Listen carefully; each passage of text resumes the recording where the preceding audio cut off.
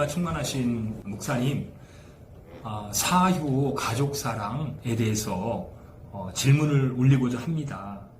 가족이 행복하게 살고 싶은 마음이 이 세상의 모든 사람들에게는 소원일 것입니다.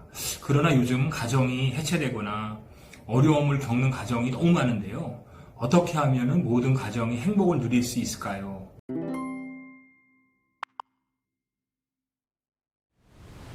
좋은 질문 감사합니다.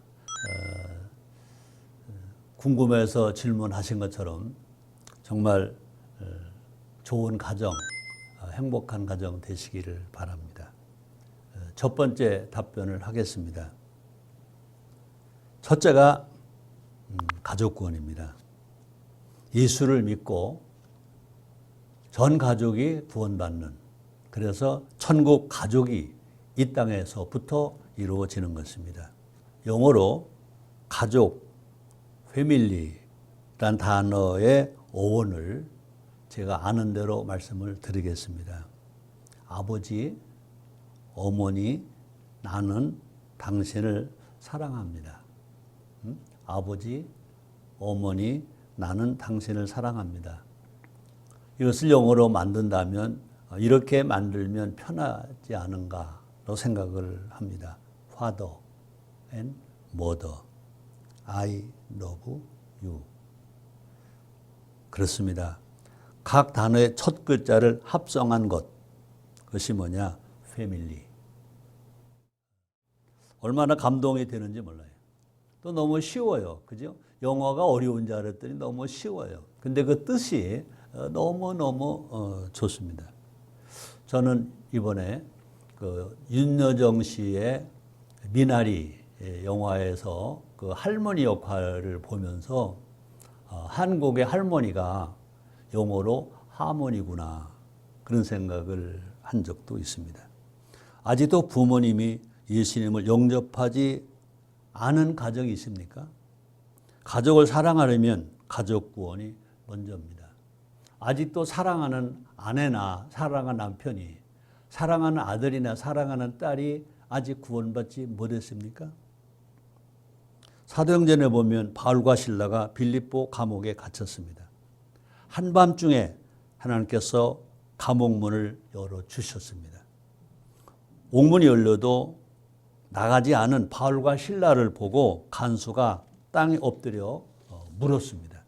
선생님, 어떻게 하면 구원을 얻을 수 있을까요? 그랬습니다. 이때 바울은 아주 간단하게 한마디 했습니다. 주 예수를 믿어라. 그리하면 너와 내 집이 구원을 얻으리라. 사도행전 16장 31절에서 말씀을 준 겁니다. 이때 죽으려고 했던, 자살하려고 했던 간수는 즉시 예수를 영접했습니다. 예수를 믿었습니다. 그리고 구원을 받은 겁니다. 그리고 바울과 실라를 데리고 자기 집에 가서 이제 음식을 차려주고 바울과 실라에게 말씀을 듣게 하고 온 가족이 예수를 믿었습니다. 즉시 그 가족이 구원을 받은 것입니다. 이처럼 가족 구원은 정말로 제일 필요한 것입니다. 제일 먼저 해야 할 것입니다. 제일 중요한 것입니다. 그러므로 예수 믿고 구원받은 우리는 가족을 전도해서 가족을 구원받게 할 사명이 있다는 것입니다. 그래야 할 때 행복의 시작은 또 가족 구원으로부터 시작이 되는 것입니다. 둘째로 하나님을 경외하는 가정을 만들어야 됩니다. 예수를 믿고 구원받은 것만이 끝나는 것이 아닌 것입니다. 이제 예수를 믿었으면, 믿음의 가정이 되었으면 이제 하나님을 경외하는 것입니다. 가정 예배를 드리는 것입니다.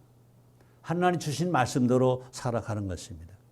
성경은 하나님 아버지를 경외하는 가정의 즐거움과 또 받을 복에 대해서 아주 너무나 자세하게 기록하고 있습니다. 구약 성경입니다. 시편 128편 1절로 6절입니다. 여호와를 경외하며 그 도에 행하는 자마다 복이 있도다. 내가 내 손이 수고한 대로 먹을 것이라. 내가 복되고 형통하리로다. 내 집 내실에 있는 내 아내는 결실한 포도나무 같으며 내 상에 둘린 자식은 어린 감람나무 같으리로다. 여호와를 경외하는 자는 이같이 복을 얻으리로다.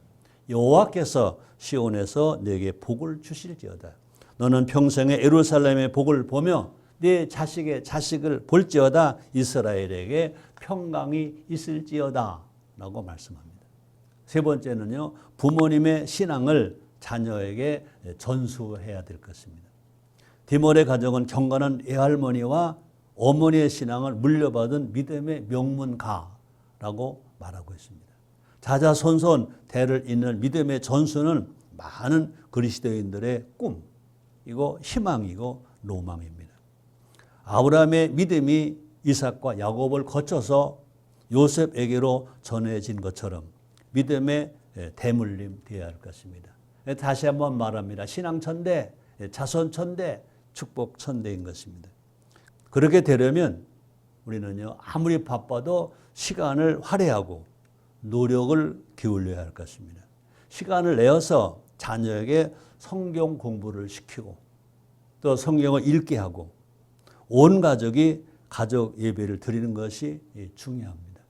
저희 가정에도 가원이 있습니다. 그 가원의 첫 번째가 뭐냐? 가정 예배입니다. 가정 예배입니다. 바쁘다는 이유로 대다수의 가정이 공예배나 주일 학교에 의존하는 모습으로는 신앙의 대물림이 절대로 될 수가 없습니다. 신앙의 대물림은 교회보다 가정에서 이루어진다는 것을 늘 기억해야 될 것입니다. 특별히 어머니보다 아버지가 이 일에 책임이 있다는 것도 알아야 될 것입니다. 가족을 건강하게 지키고 가꾸어 나가려면 부모된 우리는 어떤 노력을 해야 할까요? 너무 답답합니다.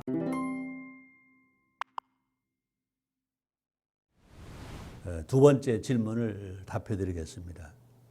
첫째로 성경대로 사는 모습을 자녀에게 보여주어야 될 것입니다. 부모님은 자녀에게 말로만 하는 것이 아닌 행동을 보여줘야 할 것입니다. 그러므로 자녀 교육은 얼굴로 가르치는 것이 아니라 뒷모습으로 가르쳐 준다, 그런 말도 있습니다. 자녀에게 성경을 가르치고 또 부모님도 성경대로 살아야 할 것입니다. 부모님이 늘 성경대로 살려고 노력하고 애쓰는 모습을 보여주면 자연적으로 자녀들도 하나님의 사람으로 자라게 될 것입니다. 둘째로 자녀들에게 인성교육을 시켜야 할 것입니다. 자녀들의 인성교육을 통해서 좋은 부모 교육이나 인성교육 프로그램에 참여해서 부모 자신도 좋은 교육을 받고 자녀를 가르쳐야 될 것입니다. 세 번째는요, 가정을 가와 만사성으로 만들어야 될 것입니다. 자녀가 부모에게 효를 하면 부모가 즐겁고 또 부모가 즐거우면 가정이 화목하고 가정이 화목하면 모든 일이 형통한다, 그런 글인 것입니다. 이 말은 명심보감에 있는 말입니다. 강태공이 지은 글이라고 말합니다. 그렇습니다. 자녀가 부모에게 효하면 양부모가 즐겁고 양부모가 즐거우면 가정이 화목하고 가정이 화목하면 만가지가 이루어진다. 그래서 자효 쌍친낙이요 가와 만사성이라 그랬습니다. 우리 가족이 서로 사랑하여 더 행복한 가정을 만들고 싶습니다. 부모와 자녀 간에 서로 사랑하는 방법을 알려주세요. 은혜로운 목사님, 질문에 답변 기다리겠습니다. 감사합니다.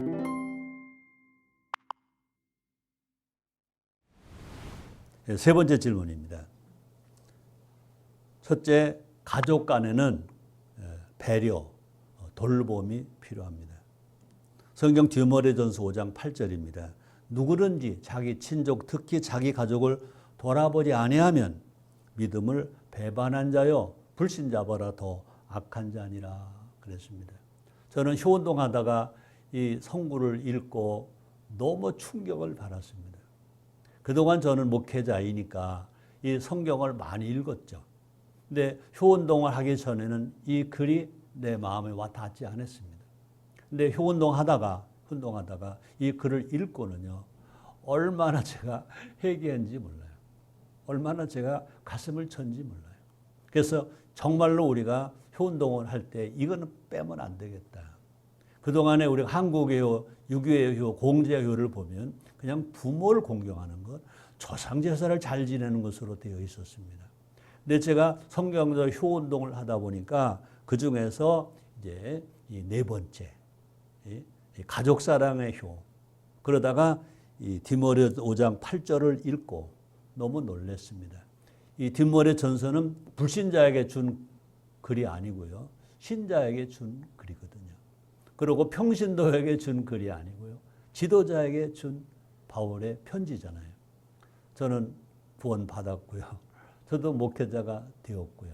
그러면서 이 말씀 읽을 때 너무너무 충격을 받았습니다. 여기 누구든지라고 그랬습니다.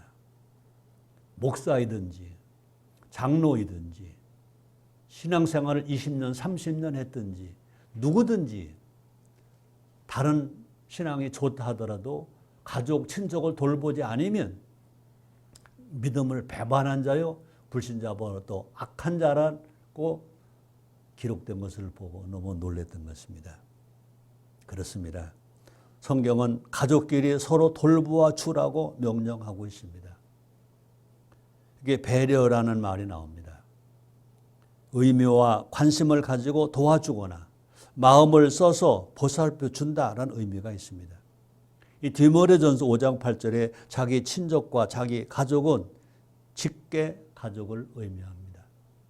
목회자들이 바쁘다는 핑계로 성도들은 잘 돌봅니다.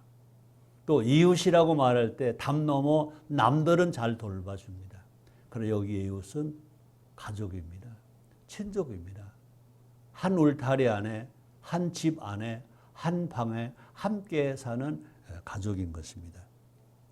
돌아보지 않는다는 것은 공급해주지 않는다는 의미를 가지고 있습니다. 자기의 직계 가족조차 돌보지 아니하는 자는 성경은 말합니다. 불신자보다 못한 자다.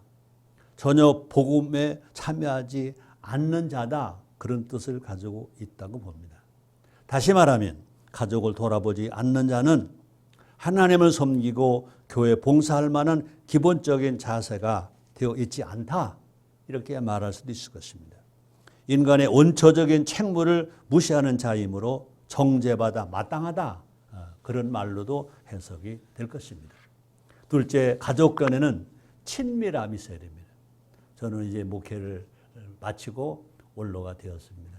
지금 제가 제일 좋아하는 단어를 우리가 성경에서 표현하라면 이 착함, 그 다음에 친밀함입니다. 우리가 정말로 신앙이 좋은 신앙이 되려면 착하게 살아가는 겁니다. 모든 사람과 함께 하기 위해서 우리는 친밀해야 됩니다. 더더군다나 가족끼리는, 친족끼리는요, 친밀해야 됩니다. 그래서 우리는 한 식구 아닙니까? 한 식구. 가족은 하나님이 세워주신 최초의 공동체라고 했습니다. 하나님께서는 세상의 모든 것을 보시기에 좋았다고 말씀하셨습니다. 그러나 하나님 형상과 모양대로 지음받은 아담이 독처, 그러니까 혼자 사는 것이 하나님 보시기에 좋지 않았다 그랬습니다. 지금 너무나 많은 사람들이 혼자 살려고 합니다. 근데 하나님은요, 모든 사람이 독처하는 것을 싫어하십니다.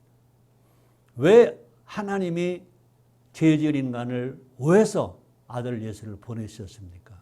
원수된 인간은 하나님과 함께 살 수 없습니다. 하나님과 함께 사시기 위하여 아들 독생자 예수를 이 땅에 보내시고 예수님이 대신 인류의 죄를 지시고 십자가에 죽으시고 모든 죄를 대속해 주시고 함께 사는 겁니다. 그러므로 우리는 모두가 다 하나님과도 함께, 가족과도 함께, 이웃과도 함께, 모든 피조물은 함께 사는 것을 하나님은 기뻐하십니다. 그래서 저희 효대학원 대학교가 또 저가 성경적 효하는 것은 결국은 다 함께 살아가는 겁니다. 어느 글을 보니까 그런 글이 있더라고요. 사랑보다 더 귀한 것, 함께, 하나님과 함께, 부모 어른과 함께, 어린 자녀와 함께, 가족 간에 함께, 국가와 국민이 함께, 또 자연과 인간이 함께, 모든 인류가 함께인 것입니다.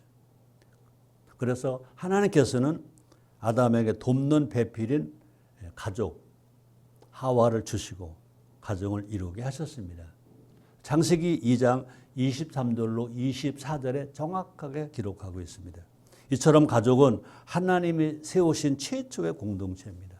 가족은 하나님께서 보시기에 심히 좋은 것이며 인간에게는 기쁨의 공동체, 행복의 공동체입니다.